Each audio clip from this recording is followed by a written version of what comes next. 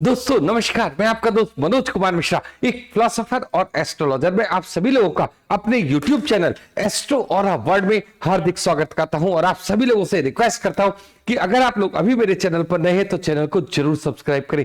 जैसा कि आप सभी लोग जानते हैं 27 के 27 नक्षत्रों की वीडियो मैंने आप लोगों के समक्ष प्रस्तुत की है और अब उनका एक एक करके सेकंड पार्ट भी आप लोगों के समक्ष आ रहा है।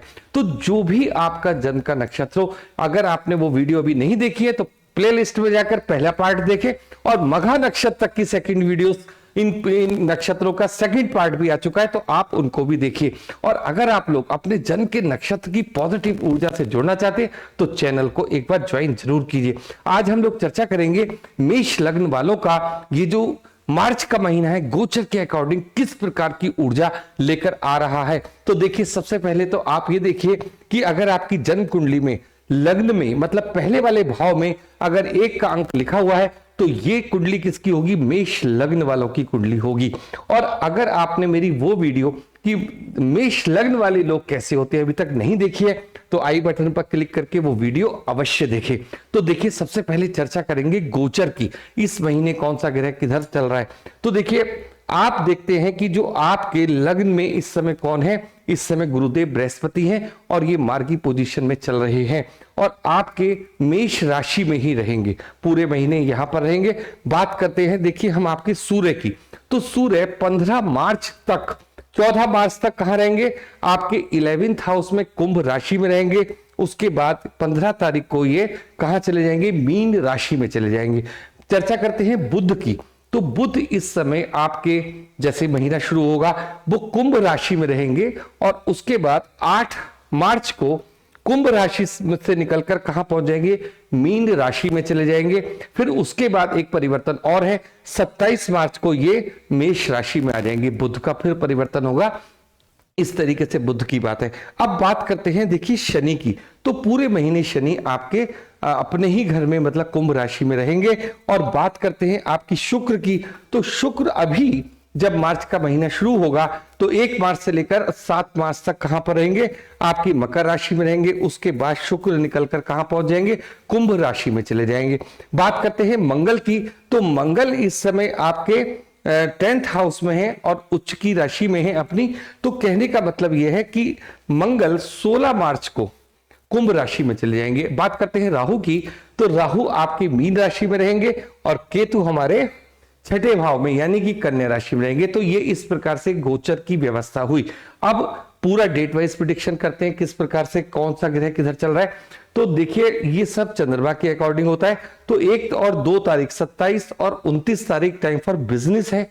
आपको जो भी काम करना है, जैसे बिजनेस को बढ़ाने का काम है, क्योंकि ये महीना पैसे से संबंधित है, तो ये इंपॉर्टेंट डेट्स हैं। बात करते हैं 3 से लेकर 4 तक, 30 और 31 तक ये थोड़ा हेल्थ इश्यूज आ रहे हैं इसके अंदर। बात करते हैं 5 से लेकर 10 तक एक अच्छा टाइम है। 11 और 12 को खर्चे वाला समय है। 13 और 14 की बात करते हैं तो अपनी वाइफ से थोड़ा सा आर्ग्यूमेंट से बचना है। 15 से लेकर 19 तक ये नॉर्मल टाइम है हमारा और 20 से लेकर 21 तक अगेन ए गुड टाइम। और बात करते हैं 22 से लेकर 24 तक ये लव एंड रोमांस के लिए टाइम है। और अगर हम 25 और 26 की बात करते हैं तो इस समय थोड़ा सा हमारा माइंड डिस्टर्ब रहेगा। तो ये टोटल बात हुई हमारी किस तरीके से हमारा ये महीना कैसे कैसे काम करेगा। तो अब हम लोग आते हैं फिर अपने कहां पर? प्रिडिक्शन के ऊपर। तो देखिए, सबसे पहले हम लोग चर्चा कहां से करते हैं? पहले वाले हाउस से करते हैं। तो अगर हम देखते हैं कि हमारा जो लग्नेश है वो कौन है? लग्नेश है हमारा मंगल। और देखिए, आपका जन्म कुंडली में मंगल कहां पर पड़ा हुआ है, कहां पर है वो स्थित, अगर वो आपको जानना है तो एक मैंने वीडियोस का पूरा पार्ट बनाया है लग्नेश का जादू करके। तो जो जिसका लग्नेश है वो उसको देख सकता है कि हमारी जन्म कुंडली में मंगल कहां पर है। इस समय अगर हम गोचर की स्थिति बात करते हैं तो हमारे लग्नेश हमारे 10th हाउस में चल रहे हैं और ये मंगल की सर्वोच्चम उच्चता का क्षेत्र है। मतलब यहां पर मंगल हाईएस्ट एनर्जी में होते हैं, पहली बात। और ये यहां पर 15 मार्च तक रहेंगे। 16 मार्च को कहां चले जाएंगे? आपके 11th हाउस में चले जाएंगे। तो देखिए, अगर हम लग्न की बात करते हैं तो उसका मालिक लग्नेश 10th हाउस से अपना संबंध बना रहा है और लग्न में गुरुदेव बृहस्पति बैठे। तो दोनों पर चर्चा करते हैं। तो सबसे पहले तो आप ये समझिए कि पूरे महीने अगर हम 16 तारीख तक बात करते हैं तो आपके पास जो आपका कार्य क्षेत्र, जहां भी आप करते हो वर्क, चाहे वो हम जॉब करते हैं, चाहे हम कोई बिजनेस करते हैं, तो हमारे पास ऊर्जा बहुत ज्यादा रहेगी। पहली बात मैं आपको ये बताना चाहूंगा कि ये एक वो समय है जब अगर आप अपने बिजनेस को बढ़ाना चाहते हैं तो इस मार्च के महीने में आप अच्छे अच्छे डिसीजंस ले सकते हैं। कहीं इन्वेस्टमेंट करना हो, किसी बिजनेस को बढ़ाना हो, अगर हमें जॉब भी चेंज करनी हो, तो इस महीने हम 16 मार्च तक बहुत आराम से कर सकते हैं, पहली बात। दूसरी बात ये कि अगर हम गुरुदेव बृहस्पति की पोजीशन को देखते हैं तो गुरुदेव बृहस्पति देखिए मालिक कहां के, एक तो आपके भाग्य के मालिक है और एक आपके खर्चे वाले स्थान के मालिक है, और बैठे कहां पर, लग्न में बैठे। दृष्टि कहां पड़ रही है, दृष्टि आपकी जाती है 5th हाउस में, और इनकी एक दृष्टि जाती है हमारे भाग्य भवन में।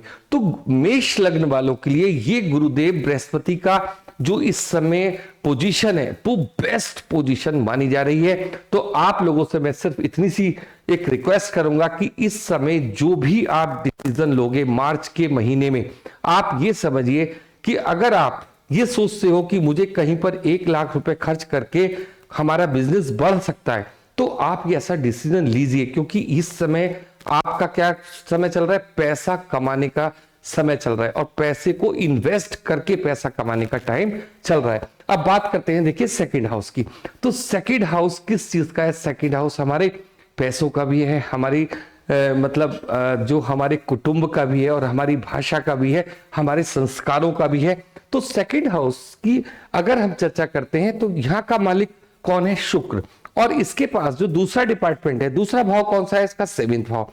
तो इसका मतलब यह हुआ कि दूसरे घर का मालिक और 7वें घर का मालिक हमारे 10th हाउस में बैठा हुआ है। कब तक बैठा हुआ है, 8 तारीख को यहां से गोचर करेंगे और कहां पहुंच जाएंगे, आपके लाभ भवन में पहुंच जाएंगे। तो सबसे पहले तो आप ये समझिए कि जब भी 10th हाउस का संबंध सेकंड हाउस और 7th हाउस से बनता है, तो ये फिर वही पोजीशन आ गई कि पैसे को अट्रैक्ट करने की पावर आपके पास इस समय पूरे 8-5 तक बनी रहेगी शुक्र के अकॉर्डिंग।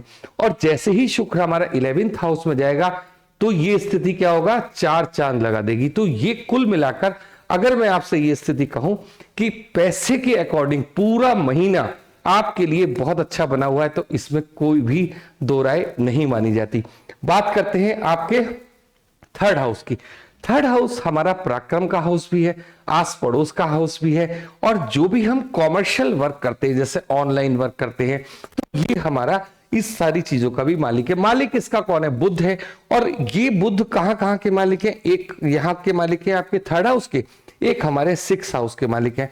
एट प्रेजेंट कंडीशन में बुध कहां बैठे हैं, देखिए एट प्रेजेंट कंडीशन जब हमारा 1 मार्च शुरू होगा तो बुध हमारे 11th हाउस में बैठे हुए हैं। उसके बाद ये बुध 8 तारीख को कहां गोचर कर जाएंगे, मीन राशि में। तो पहले 8 तारीख तक की बात करते हैं। तो इस समय अगर कोई भी व्यक्ति विदेश जाने के लिए कोई भी प्रयास करता है कि उसको वीजा के लिए अप्लाई करना है, या उसका कोई भी काम इस तरीके से अटका हुआ है कि कोई भी पेपर वर्क उसका ऐसा रुका हुआ है कि विदेश जाने से उसको प्रॉब्लम आ रही है, तो ये जो महीना रहेगा, देखिए ये वीडियो आपको कब मिल जाएगी, फरवरी में मिल जाएगी। तो अगर आप इस तरीके की कोई प्लानिंग कर रहे हैं तो आने वाला जो मार्च का महीना है आपके लिए बेस्ट महीना साबित होगा, जो लोग विदेश जाना चाहते हैं। दूसरी बात मैं आपसे ये कहना चाहूंगा, विदेश किस पर्पज से जाना चाहते हैं, अगर 6 हाउस को देखते हैं तो क्या, जॉब से संबंधित। तो जिन लोगों को जॉब के लिए विदेश जाना हो तो ये मार्च का महीना उनके लिए बहुत ही बढ़िया न्यूज लेकर आएगा। बात करते हैं 4th हाउस की, मालिक है चंद्रमा, और चंद्रमा के हिसाब से ही हम सारी प्रेडिक्शन करते हैं।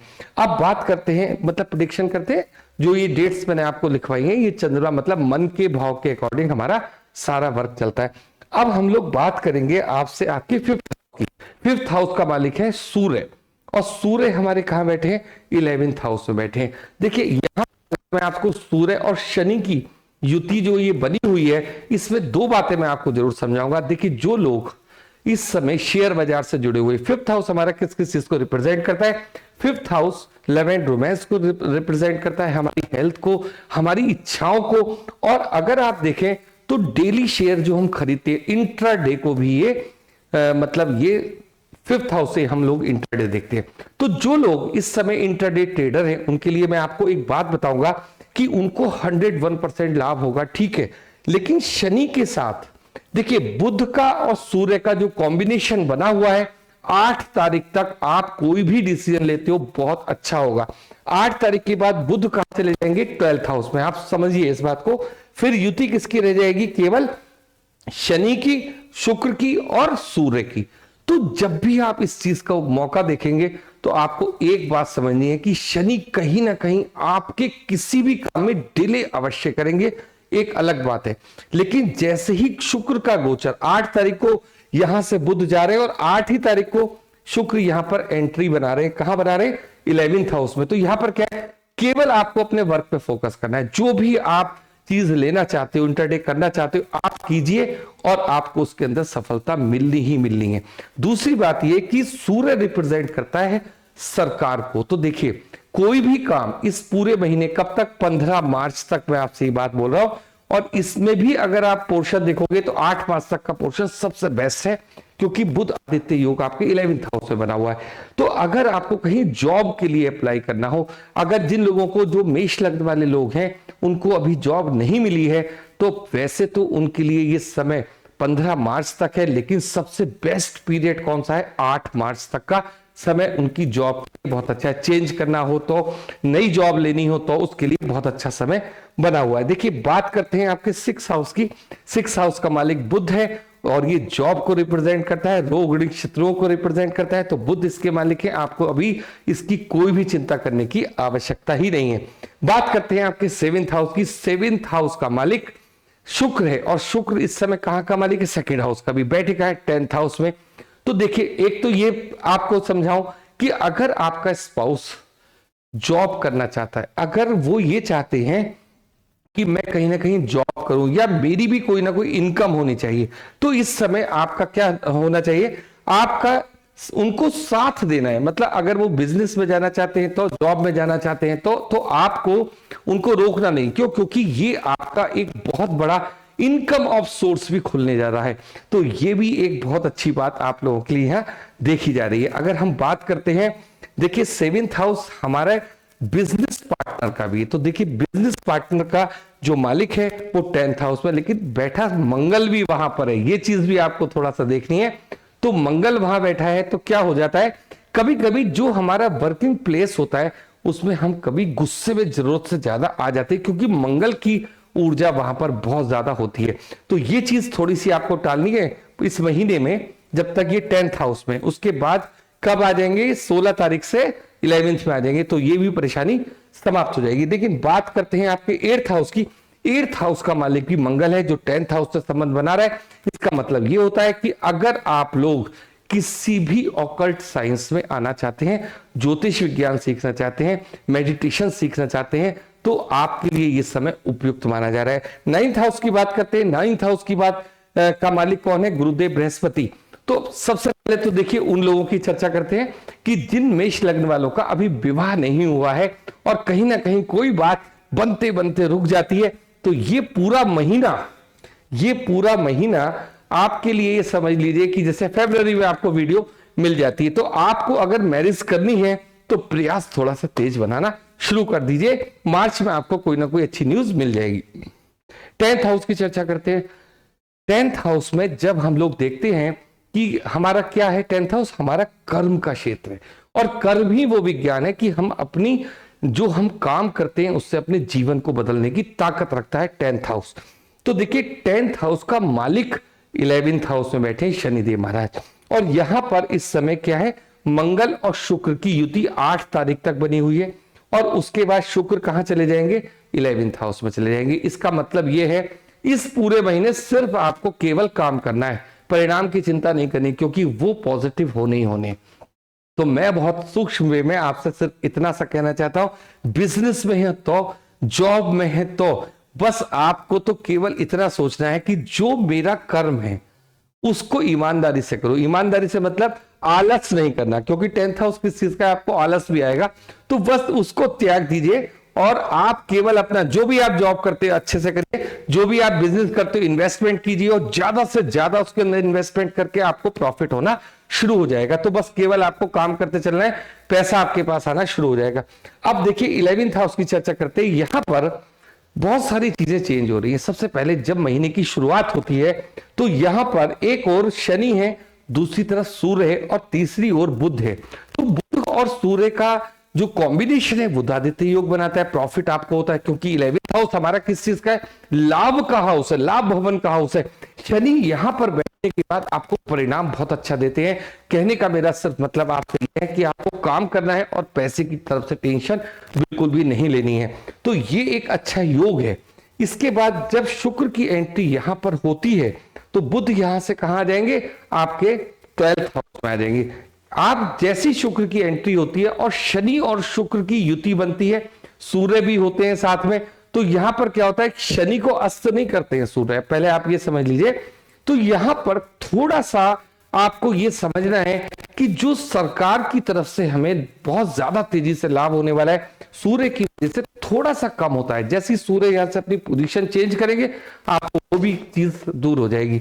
तो कहने का मतलब है फिर 15 मार्च के बाद शुक्र और शनि की युति आपके 11th हाउस में रहेगी और 15 मार्च के बाद जो भी आपने इन्वेस्टमेंट की है उसका रिटर्न भी आपको मिलना शुरू हो जाएगा। अब बात करते हैं देखिए 12th हाउस की। ये भी एक बड़ा यूनिक हाउस बनेगा थोड़े से टाइम के बाद। सबसे पहले तो यहां पर राहु एक मार्च से लेकर 7 मार्च तक बिल्कुल अकेले बैठे हुए हैं। तो जब भी राहु यहां पर होते हैं तो आपको क्या है, नए से नए विचार तो आते हैं लेकिन आप उसके ऊपर काम नहीं करते। लेकिन जैसे ही यहां बुध आते हैं, जैसे ही सबसे पहले इनकी किसकी एंट्री होगी, यहां बुध की होगी, तो आप ये समझिए जब 12th हाउस में बुध आता है तो वो सबसे लो एनर्जी का बुध होता है और राहु है विचार, बुध है हमारी बुद्धि। तो कहीं ना कहीं आप जो अपना काम करोगे उससे क्या होगा, कहीं ना कहीं स्ट्रेस रहेगा और आपको नींद में थोड़ी सी बाधा आनी शुरू हो जाएगी 8 मार्च के बाद। ना तो आपको पैसे की कोई कमी होने जा रही, ना ही किसी जॉब का किसी बिजनेस के ऑफर आपके पास कम आएंगे। लेकिन यहां पर 8 मार्च के बाद आप ये चीज जरूर महसूस करोगे कि कहीं ना कहीं हम जैसे सोते हैं तो हमें क्या होता है कि हमें नींद, ऐसा लगता है कि हम रात में भी काम ही कर रहे हैं। इस तरीके की बातचीत आपके साथ जरूर होगी 8 तारीख के बाद। तो आपको सोने से पहले थोड़ी देर क्या करना है, मेडिटेशन जरूर करना है। क्योंकि अगर राहु की बात हम करते हैं तो आपको अगर थोड़ा सा भी मेडिटेशन में आप लोग आते हैं, 10 से 12 मिनट का टाइम देते हैं अपने लिए, तो बहुत अच्छी बात है। तो अगर आपको अपना जन्म का नक्षत्र मालूम है तो क्या कर सकते हैं, आप जन्म के नक्षत्र की एनर्जी से आप जुड़ सकते हैं, उसको हम मेडिटेशन कर सकते हैं। चैनल को आप ज्वाइन कीजिए, आपको ये चीज बहुत ही इजी वे में मैंने बताई है। तो उसके बाद बुध आ गए और बुध के बाद क्या होता है, सूर्य 15 मार्च के बाद कहां पर आ जाएंगे, 12th हाउस में आ जाएंगे।